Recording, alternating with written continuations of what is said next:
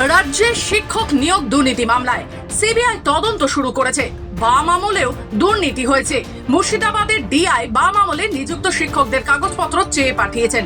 সাংবাদিকদের প্রশ্নের উত্তরে দিলীপ ঘোষ বলেন, বামেরা কি দুর্নীতি করেনি? তখন স্কুলের পরিচালন কমিটিতে 3 লাখ 4 লাখ টাকা দিয়ে চাকরি পেয়েছে, তদন্ত তো হওয়া উচিত।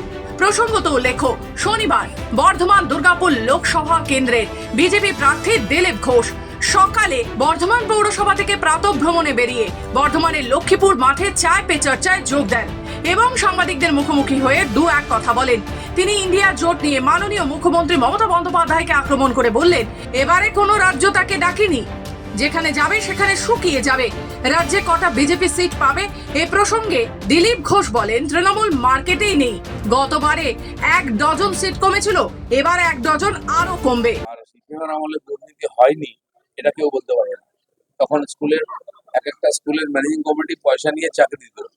ছোট ছিল, 3 লাখ 4 লাখ 2 লাখ দিয়ে চাকরি হয়ে যেত। ম্যানেজিং কমিটি ইন্টারভিউ নিত, তারা ডিসিশন নিত, বলতো স্কুল ডেভেলপমেন্ট ফান্ড বলে 3-4 লাখ টাকা নিয়ে নিত। বহু লোক চাকরি পেয়েছেন তখন। এবারে এসএসসি পরীক্ষার পরে যে ধরনের আর এই ধরনের চুরি করা হয়েছে সেটা তথ্য প্রমাণ এসে গেছে, তদন্ত তো হওয়া উচিত।